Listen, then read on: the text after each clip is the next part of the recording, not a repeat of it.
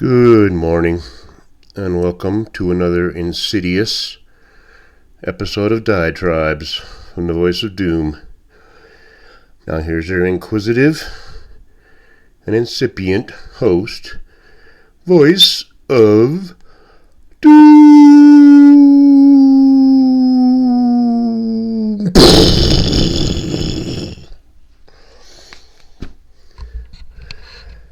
Alright. I figured I'd do a diatribe today. It's October 17th. Exactly 19 days left until this so-called election, which I believe isn't going to happen still. But it's like the paradox of the unexpected hanging. It's like if you know something's going to happen by a certain date, then each day that goes by, it becomes more and more narrow as to when something's going to happen. And if nothing happens between now and November 5th, then I guess we'll have an election. And people keep saying, well, if Orangey wins in 3 weeks, then everything will change, as if he's going to just step into the Oval Office the minute he wins. That's not going to happen. There's still going to be 2.5 months before the transfer of power occurs, and that's a long 2.5 months. I would keep Orangey well under wraps for that whole time, because they're going to come after him with everything they got. Now, I bet you think I'm going to talk about the interview that Gargoyle had with Baer. And you'd be right, because that's the topic du jour. So I will give my 2 cents. Before I do that, I will say, according to Brett,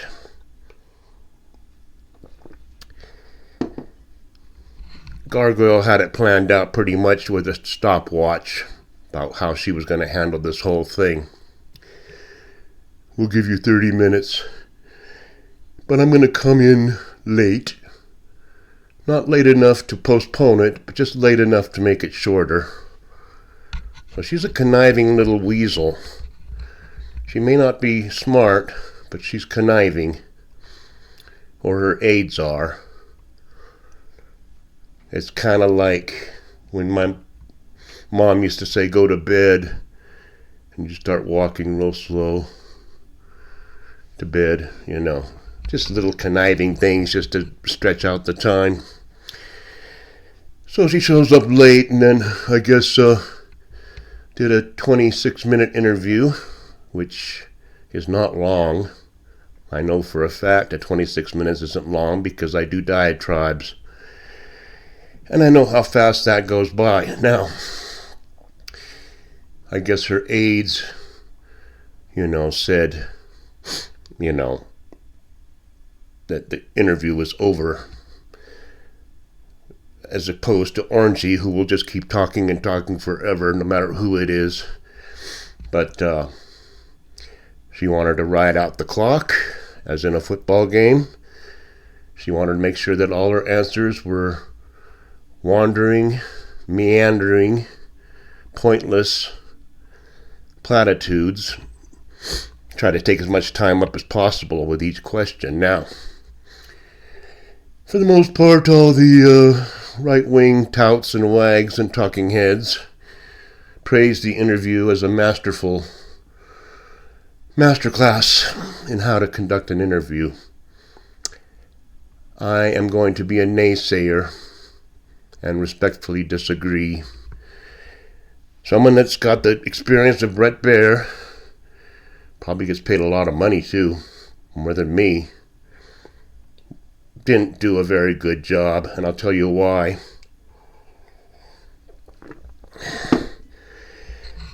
These guys that they hail as geniuses, like Odyssey or whoever, tend to get a chance to ask a question, and they ask a question either in a wrong way or in a sarcastic way. How many dogs has Petri dish kicked today? Dumb questions. Like, when did you stop beating your wife? Those kind of questions. Trying to catch somebody in something that's usually trivial. Baer's first question. How many immigrants do you think have come in the last 4 years? Asking for a number. Knowing how Gargoyle's gonna, respond. You know how she's gonna respond to any question about migration.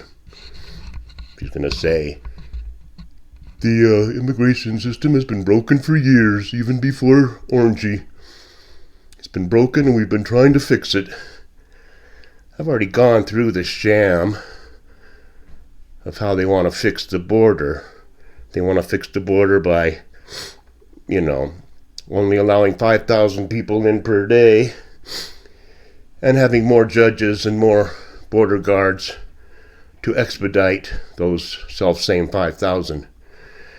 So that's their solution. They don't say anything like securing the border, which would be my question, like, how does your legislation secure the border? Why do you need legislation to close the door? But I wouldn't even ask anything like that. What I would say, and this is what they never do, I don't know why, these people are supposed to be leading the world, and you ask them dumb questions. You ask them why questions and how questions. Not how many, not where. My first question, if I was going to talk about migration, would be, why did you end the Remain in Mexico policy on your first day before you offered any legislation on migration? Why did you end Remain in Mexico? Tell us why. When it was working. Not only was it working, but Mexico was thriving because they had to do something with those people that were stuck. And Mexico ended up doing better with the Remain in Mexico. That's just a fact. So that would be my first question. Why did you stop Remain in Mexico? I would not say, why did you stop building the wall? Because they would just say, walls don't work. You know what they're going to say. So you ask them a question that they have to answer. Why did you stop Remain in Mexico? So simple. And then after she's done squirming around with that question, I would say, well, you said on The View that there's nothing that comes to mind that you would change from the Petri dish administration. Would you have done Afghanistan the same exact way? Take the troops out first, worry about the embedded people later, which allowed 13 service people to be killed, a bunch of Afghanis to be killed, and allowed the Taliban to take over, which they were taking over as they were leaving. Would you have done that the same way, in retrospect? And I know what her answer would be. Her answer would be, we were stuck with that policy. Orangey made those plans, and we had to stick to them. Then the obvious question would be, but you changed everything else Orangey did. On the first day, you rescinded all of his executive orders, except that one you left. Why? See, these why questions are good. You can rescind everything else Orangey did, but you left that in so you could blame him for your fiasco. And the interview was just disgusting. We have to turn the page. Turn the page from what? Well, Orangey's running. You know what I mean. That was the high point of the interview. When Gargoyle said, come on, you know what I mean. And Baer goes, no, I don't know what you mean. Explain it. First time anybody's ever probably said that to her. That was the highlight. She didn't explain anything. Every time she was up against the wall, she'd blame Orangey for everything. For everything that's happened. Now, if he had had time, which he wasn't given any because she was too busy filibustering, he could have said, you realize what's happening in the cities right now. You realize all the major cities are in a shambles because you're pumping in migrants from here, there, and everywhere that have no plans, that have nothing. So why are you doing that? Why are you allowing the cities to go down? I would ask her that. I would ask her something to the effect of, do you agree with the no bail laws and the soft on crime policies of the prosecutors of the major cities? Do you think that we should be soft on crime, as we have been during your administration, or should we get a little tougher? And then let her squirm around with that one. No, I don't know what else. There's so many things. But don't ask questions that she can weasel her way around. It's like herding cats. You can't get her to say anything straight because she can't say anything straight because she's going to offend somebody. And then people are going to see through her stupidity. And I did see her kind of lose it, and people on the media were saying, yeah, she lost it a bit. You could see her clench her teeth when she was talking about Orangey. And I can't wait to see the behavior panel's take on this, who do the body language, which is another good YouTube channel you should watch. But I could go on about this, but nothing comes to mind right now. Much like gargoyle, nothing comes to mind. But I will say that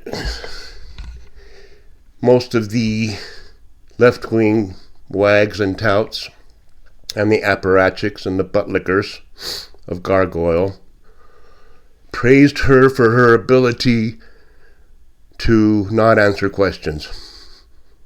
That was their assessment of her performance. She was very good at squirming out of questions. Masterful at not answering questions. So, you see, 13 minutes have gone by. See how fast? Her interview was twice as long, and I didn't do nearly as much hemming and hawing and filibustering and platitudizing. But since I have a couple more minutes, I'll talk about her idiocy. America and migrants have aspirations and dreams. We want to make those dreams possible with an opportunity economy. Now, Tren de Aragua have dreams too. Dreams of building up their criminal syndicate in every major city. And I suppose she wants to give them loans, forgivable loans. What does that mean? If somebody gives me a forgivable loan, I'm probably going to not pay it. Why should I? It's forgivable. It's idiocy. And the fact that even 40% would vote for that ignorant thing is beyond me. And forget Barry and forget Bill, idiots. Not smart. Oh, Barack Obama was such a brilliant orator. The only thing good about Clinton was he did do his homework. He was into doing his homework. That was his thing. But even he said something stupid. Well, they should have been vetted. It's like, do you hear yourself? But that's for another day. We can lambaste them later. So, a few little snippets and snappets of commentary from me, which was brilliant. And if only they had given me the interview, Gargoyle would be crying.